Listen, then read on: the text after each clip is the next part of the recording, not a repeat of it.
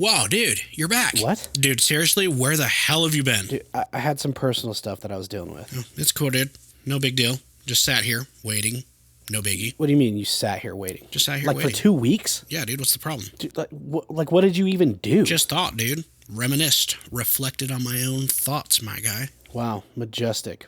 So, what'd you come up with? All right, hear me out. If I had a genie right now, first wish, unlimited money. Second wish, unlimited wishes. Third wish, I don't even know yet. I'm just vibing. Yeah, and somehow you'd still end up broke and living in a cardboard box or back here in the studio. Whoa. Don't joke, dude. I love the studio. It's got great vibes. Also, that's disrespectful. I'd have a luxury cardboard box. Wish number 3. Oh, dude, you're literally the reason why genies would avoid humans altogether. Is that why you've been avoiding me for 2 weeks? Wait, what? Nothing, dude. I'd thrive. I've watched Aladdin at least twice. I know how it works. Yeah, and that's the problem, dude. You think it works like a Disney movie. Oh, here we go again, Mr. Actually, historically speaking. No, dude, seriously, genies aren't what you think they are. Like, at all. Bro, if Smoky Fire Dude pops out of a lamp, I'm not asking questions. I'm asking for money. Yeah, and that's exactly how you'd get wrecked. Ha, worth it. Whatever. Look, before we get into all of that, I do want to say something really quick. I know I missed the last couple of episodes, and I don't like doing that. I try to stay consistent with you guys. Life just, had some personal stuff going on. All good things, though. Nothing bad. But it did pull me away from this for a minute. Oh, yeah.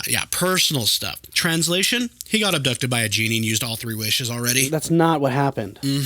So, what do you wish for? Emotional stability? Because that didn't work. I literally hate you. Nah, dude, you love me. Point is, I appreciate you guys sticking around. We're back, and today's episode, well, this one's actually kind of wild. Oh, here we go. He's about to ruin my childhood. I can feel it. Yeah, because the whole 3 wishes from a magical lamp thing, well, that's not where this started. Don't do this to me, bro. Don't take this away from me. Don't take away my genie dreams. I'm not taking anything away. I'm just telling you the real stories. Well, they're not friendly, though. You're not friendly. Okay, look, dude. Are we talking slightly inconvenient wishes or I accidentally destroyed my entire life type situation? Yeah, more like the second one. Yeah, I'm still wishing for money. Of course you are. All right, fine. So what? Genies are like evil now or what? Not exactly, but they're definitely not here to help you. Oh, this is going to be good. Yeah, because what people originally believed in wasn't a genie. Don't say it all dramatic like that. It was something called the jinn. Yeah, dude, that already sounds like a problem. Yes, sir. And once you understand what they actually are, you might not be so quick to make that wish. I mean, I'll at least think about it for like 5 seconds. Yep, that's 5 seconds too long. Yeah, but if I get rich, though? You're not getting rich. Dude, let me have this. Fine. We'll forget I said anything and move on. Welcome to The Witch Show, where smart meets stupid and somehow makes sense. My name's Georgie, and I'm thinking out loud so you don't have to. Ladies and gentlemen, this is The Witch Show, from what I think seriously to you. WITS, The Witch Show. Cool story,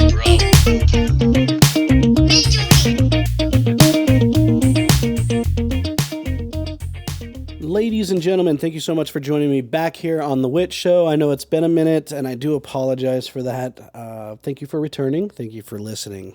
You guys already know that without you, I wouldn't be doing any of this. So once again, I appreciate you. I appreciate every like, every follow, every comment. And above all, I appreciate you, the person listening to this right now. All right, without further ado, if I told you right now that somewhere in the world there was a way to get anything you've ever wanted, money, power, success, answers to questions nobody else could ever solve, would you take it? No catch, no delay, just 3 simple wishes. Most people would say yes without even thinking about it. And that's simply because that idea has been planted in our heads since we were kids. Find the lamp, rub it, make your wishes, live your dreams. But what if I told you the story was never meant to be a fantasy? What if it actually was a warning that got twisted over time into something more comfortable? Because the deeper you look into where the idea of a genie actually came from, the more it stops feeling like a harmless story and starts feeling like something people were trying to explain. Something they believed was real. Not magical in the way we think of magic, but real in a way that's harder to understand. There are records, beliefs, and accounts going back thousands of years describing beings that sound nothing like the version we grew up with. Beings that don't grant wishes out of kindness, but interact with humans in ways that are unpredictable, sometimes helpful, sometimes harmful, and sometimes something in between. And the strangest part is these descriptions didn't just appear in one place. They showed up across different cultures, different time periods, and different parts of the world, all describing something eerily similar. So maybe the question isn't, are genies real? Maybe the better question is, what were people actually talking about all those years ago? What did they think they were encountering? And how did something that might have started out as a serious belief turn into a story about a blue figure in a lamp? Because once you start peeling that back, you realize something pretty quickly. The genie you think you know isn't the one people were actually afraid of. And to understand what they were really talking about, you have to go back to the beginning, back before the lamp, back before wishes, to something much older, something called the jinn. Most people, when they hear the word genie, picture something almost cartoonish. A blue figure, arms crossed, floating out of a golden lamp, ready to grant 3 wishes with a grin. That image has been burned into our brains through movies, stories, and pop culture. But the truth is, that version didn't come first. It didn't even come close. The original idea of a genie is something far older, far more serious, and, depending on who you ask, far more real. Long before the idea of wish-granting spirits ever existed, there were stories of beings called the jinn. These weren't servants. They weren't friendly. They weren't here to help you. According to ancient Middle Eastern belief systems, and more importantly, the Quran, these beings were created from something described as smokeless fire. Not fire like we know it, no smoke, no ash, but something else entirely. Something invisible, something that exists but can't be easily seen. What makes this even more unsettling is that the jinn are not described as ghosts, demons, or spirits of the dead. They're something else entirely. A separate creation living alongside us in what many scholars described as parallel worlds that overlap our own. They eat, they sleep, they form communities, and just like humans, they have free will. They can choose to be good, or they can choose to be something much darker. And here's where it starts to feel less like mythology and more like something people genuinely believe. These beings aren't just mentioned once or twice. The Quran references them dozens of times, even dedicating an entire chapter to them. Not as a metaphor, not as a symbol, but as a real thinking, existing entity. The kind of thing that, if true, completely changes the way you look at the world around you. And maybe the most chilling part of all of this isn't what they are, but where they are. Because the belief has never been that the jinn lived in some far-off realm, unreachable or distant. The belief has always been that they are here, around us, in places we don't pay attention to. In the quiet, in the dark, in the spaces between where we live our lives. Which means, if even a fraction of this is true, then the idea of the genie isn't something trapped in a lamp, it's something that might have been standing in the room with you the entire time, and you never even knew it. If jinn were nothing more than myths, you'd expect the stories about them to feel distant, like fairy tales, exaggerated and inconsistent. But what makes the subject so creepy is how consistent the accounts have been across time, culture, and geography. Long before the internet, before movies, before shared global storytelling, people in completely different regions were describing the same kinds of encounters. A shadowy figure, unseen voices, sudden fear, and empty places. And they weren't telling these stories as entertainment, they were telling them as warnings. One of the earliest collections of these encounters appears in 1001 Nights. It's a body of stories compiled over centuries in the Middle East. But if you actually read the origin versions, they're nothing like the softened adaptations we grew up with. The jinn in these stories, they're unpredictable, sometimes violent, and even manipulative. They don't grant wishes out of kindness. They twist them, exploit them, or they even use them as leverage. In many cases, the human involved doesn't walk away better. They walk away changed, or not at all. Then there are the accounts tied to historical figures, stories that we have taken seriously in their time. One of the most famous involves King Solomon, who, according to Islamic or some Jewish traditions, was given power over the jinn through a ring or a seal. It's said he didn't befriend them, he controlled them, forced them into labor, bound them to his will. Some legends even claim structures and cities were built under this command. Whether you believe this or not, what matters in this? Well, entire civilizations recorded these events as part of their accepted history, not fiction.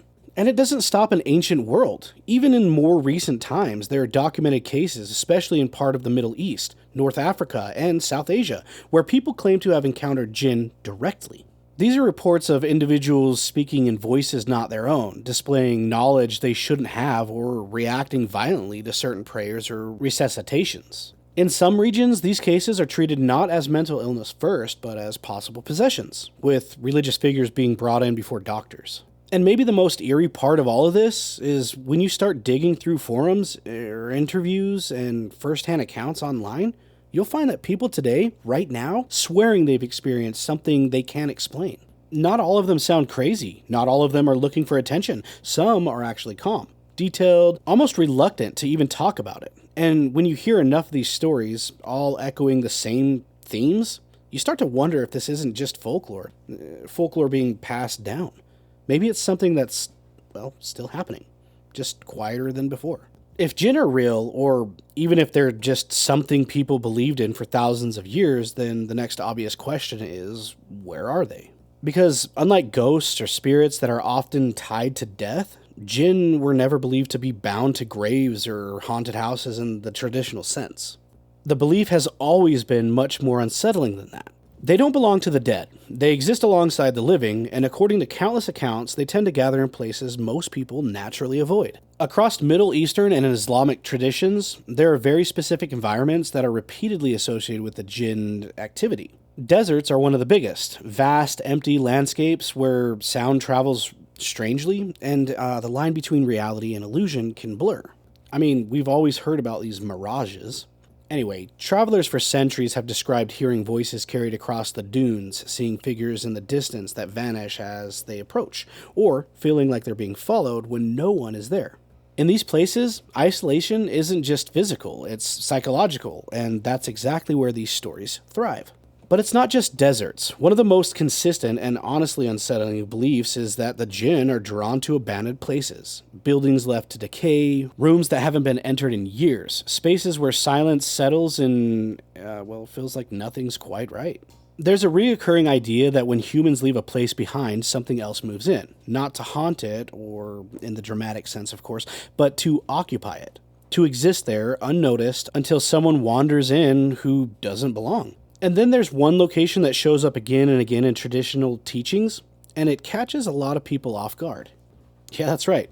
Bathrooms. The good old lavatory. In Islamic beliefs, unclean or impure places are considered environments where the jinn are more likely to be present. It's why there are even specific prayers said before entering. Think about that for a second. A place where every single person goes, every single day, being considered a space where something unseen might already be there. Not dramatic, not obvious, just present.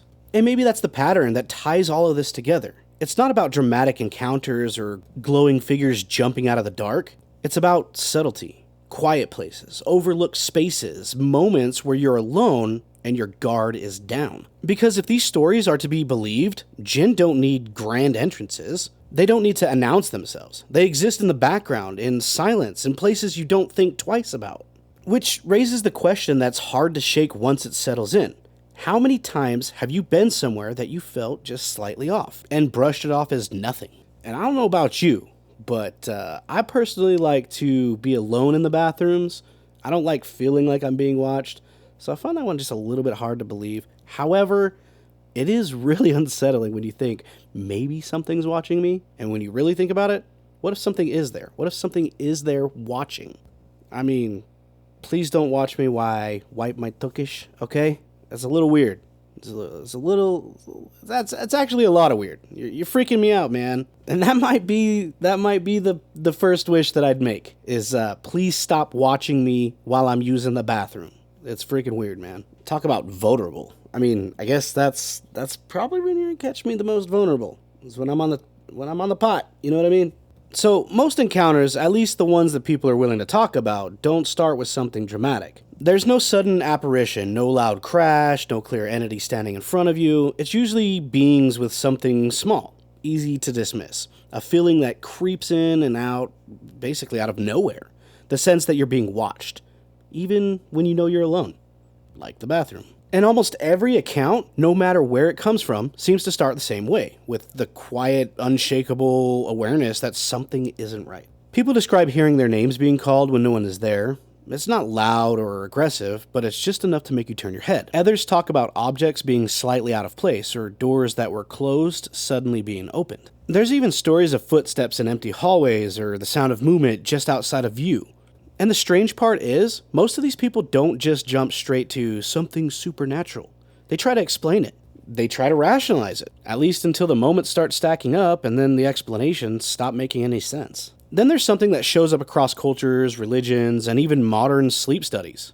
Sleep paralysis. Which, if you know what sleep paralysis is, then it doesn't make any sense to call it sleep paralysis because basically you're awake and you can't move. So it would be like cognitive paralysis, if you will. Or I guess just like temporary paralysis. I don't know. I'm not a freaking neurologist here. I'm just out here using my medial temporal lobe to remember things and my frontal lobe to run my mouth. Anyway, people wake up unable to move. Well, they got this heavy pressure on their chest and they can't speak. They can't scream. And in many cases, they report seeing a figure in the room, sometimes standing in a corner or sometimes sitting on them, watching. In Western culture, it's often explained as a neurological event. But in many parts of the world, especially in regions where jinn belief is strong, it's interpreted very differently, as an encounter, not imagined, but experienced. There are also more intense reports, people claiming sudden changes in behavior, extreme mood swings, or moments where they felt like they were not fully in control of themselves. In some cultures, these cases are treated as possible jinn influences or even possession and handled through spiritual or religious intervention. Whether you believe that explanation or not, what's hard to ignore is how similar these descriptions are, even when they come from completely different parts of the world. The most unsettling detail isn't the experience themselves, it's how people who go through them say the same thing afterward. It's repetitive and consistent, and there's definitely a pattern. Not that they saw something clearly, not that they have proof, but that they felt something intelligent, something aware of them, something that wasn't just passing through, but was paying attention. And once the idea sets in, it's hard to shake the feeling that maybe the question isn't, do these things exist? But how often do they notice us? They're like freaking Roz from Monsters Incorporated. I'm watching you, Wazowski. Always watching. God, could you imagine you just freaking rub a genie lamp and one of those things pop out? Freaking Roz from Monsters Incorporated. You got 3 wishes. Oh man, she's just staring back at you with those weird pointy glasses. They'll probably scream, "Ah, get out of my face!" Oh my God, that would scare the hell out of me. Anyway, by the time most of us were kids, the idea was already locked in. Find a genie, make 3 wishes, and your life changes forever. More money, more power, whatever you want. It sounds simple, harmless even. But if you go back to older stories, the ones that weren't softened for entertainment, the idea starts to fall apart pretty quickly. Because in those versions, the jinn don't exist to help you. They exist to interact with you. And that interaction almost never ends the way you think it will. There's a pattern that shows up over and over again in these stories, and it's not about generosity, it's about interpretation. Wishes are granted the way you intend them. They're granted the way they're understood. A person asks for wealth, and it comes through loss. Someone asks for power, and it isolates them from everyone around them. Someone asks for love, and it turns into obsession, control, or something unrecognizable. The outcome technically fulfills the wish, but completely destroys the person who made it.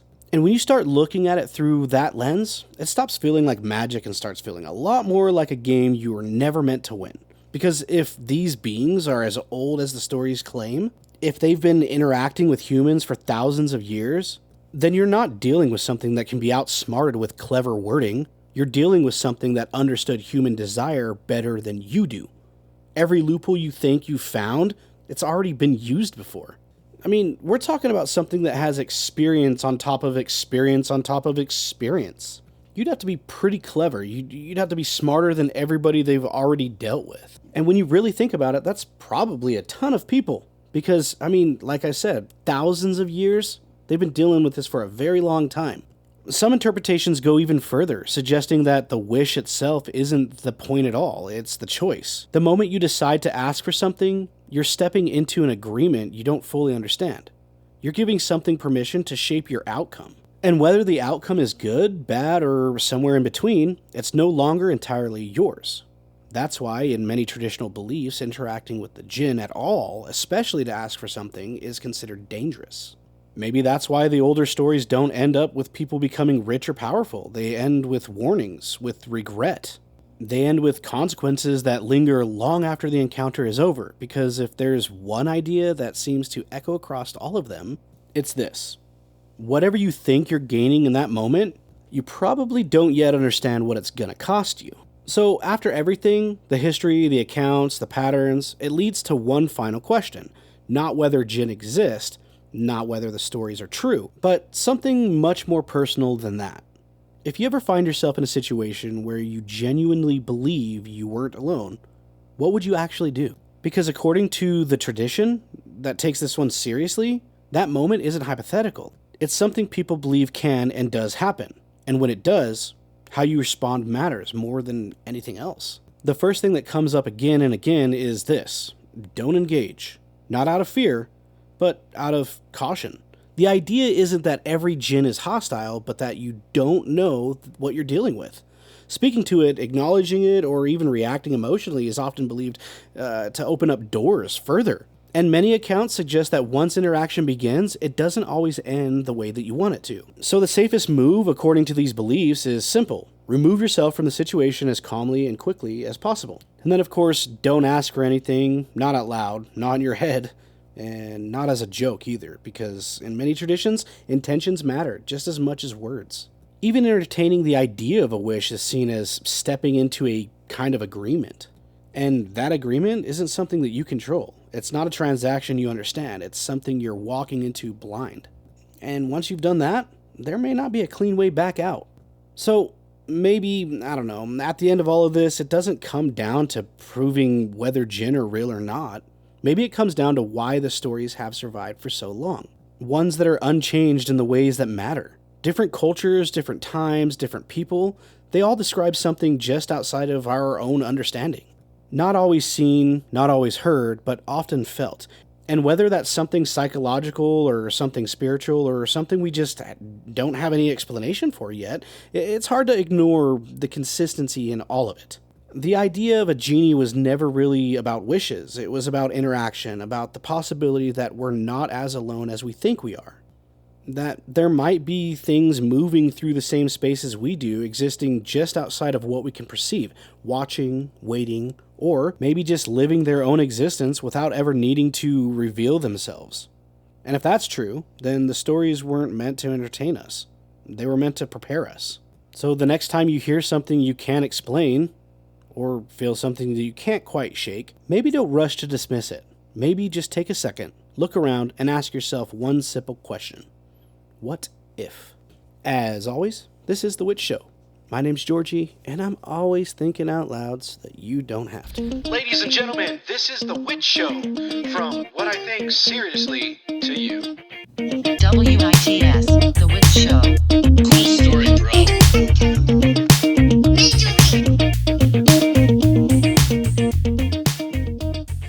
All right, dude. I've been thinking about this the whole time. That's new. Shut up. Hypothetically, if I found a genie... Nope, we're not doing this again. I'm just saying, dude, what if I don't ask for anything crazy? Like, just like a little money, nothing wild. That's literally how every bad decision starts. Just a little. Okay, fine, dude. What if I wish for something wholesome, like happiness? Boom. Now you're stuck somewhere weird, artificial reality where nothing feels real anymore. Okay, fine. That's actually worse. Exactly. All right, what if I trick it like, I wish for no negative consequences? Okay, now you're stuck in a void where nothing ever happens because everything has consequences. Bro, what? You're not going to outsmart something that's been around for thousands of years. I really hate how much sense you're making right now, dude.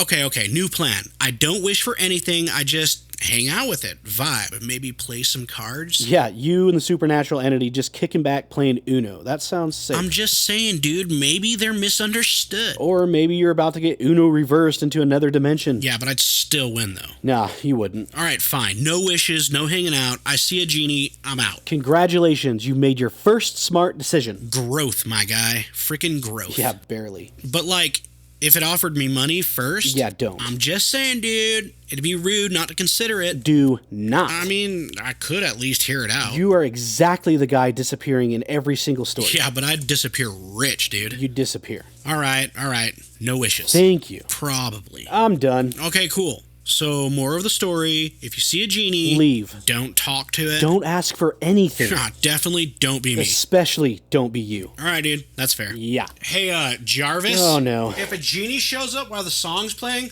I'm taking the deal. I swear to God. Anyway, roll the song before I ruin my life.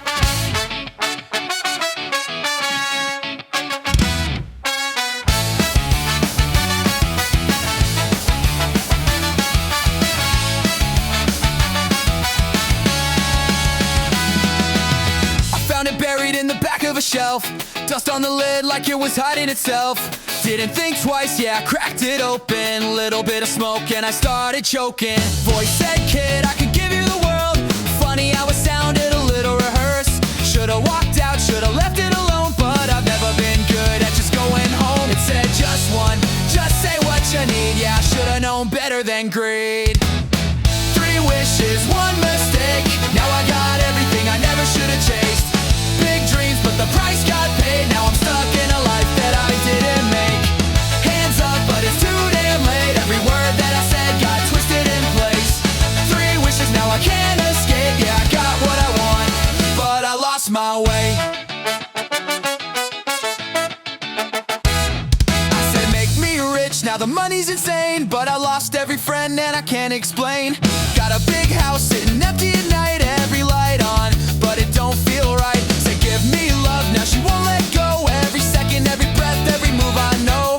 Thought I won big, thought I beat the game. Now I'm stuck inside someone else's brain. It smiled like it knew from the start. Every wish was tearing me apart. It smiled like it knew from the start. Every wish was tearing me apart. 3 wishes, 1 mistake. Now I got everything I never should've chased. Big dreams, but the price got paid. Now I'm stuck in a life that I didn't make. Hands up, but it's too damn late. Every word that I said got twisted in place. 3 wishes, now I can't escape. Yeah, I got what I want, but I lost my way.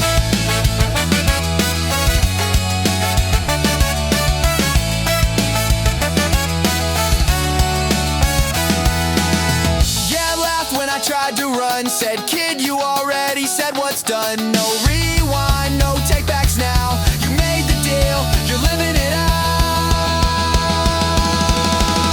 3 wishes, 1 mistake. Now I got everything I never should have chased.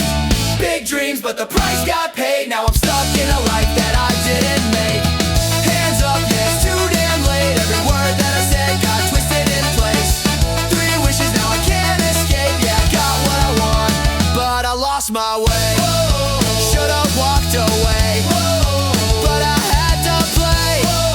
Now I'm here to stay. 3 wishes too late.